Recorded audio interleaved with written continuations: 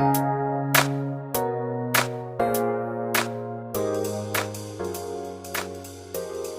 friend, it's Mesha with the Golden Nugget of the Day to help you along your way. Have you ever been wrong about a situation, but you justified it, focusing on what that person did to you? Yeah, like you hold on to unforgiveness in your heart for days or weeks or months or years and don't go back to that person and try to rectify the situation. Or you say things like, well, they didn't speak to me, so I didn't speak to them. Or you treat a person or mistreat a person that mistreated you, and you knew it was wrong, but you justified it. Well, I've been going through this situation, and Sunday morning when I woke up, I prayed and I told the Lord, I said, Lord, I don't know what else to say to you about this situation, so I just need you to show me me.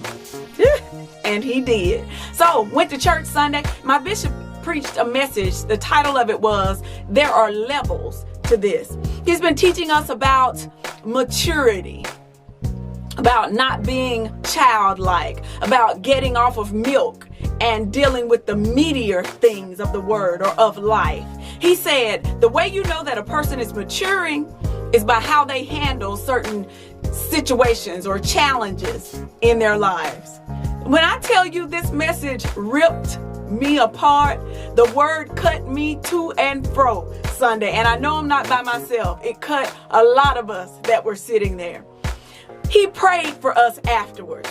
And in his prayer, he said this verse, Psalms 51 and verse 8.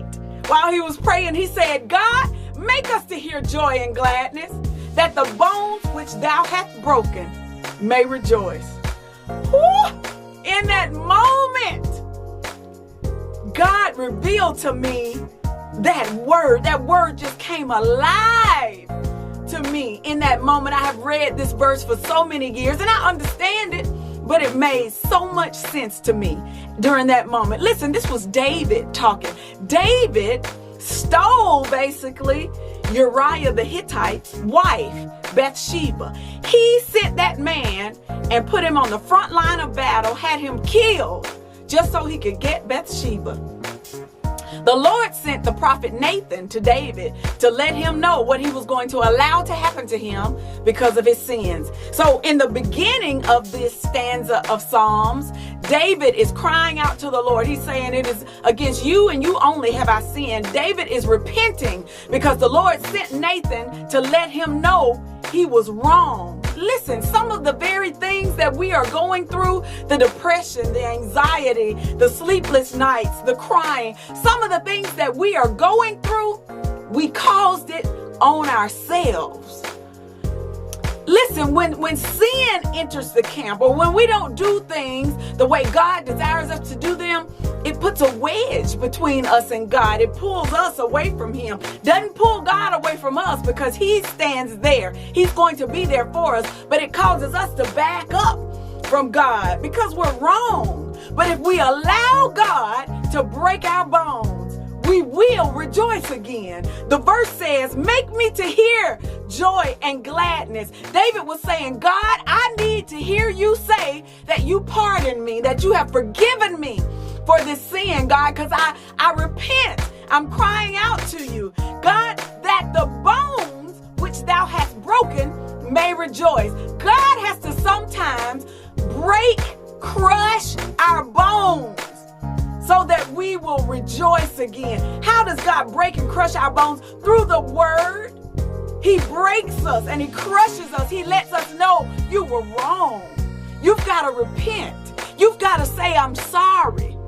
You were wrong. And when we allow him to break and crush our bones, the weight, the heaviness of sin will fall off of us and we will be able to rejoice again. Oh, listen to me.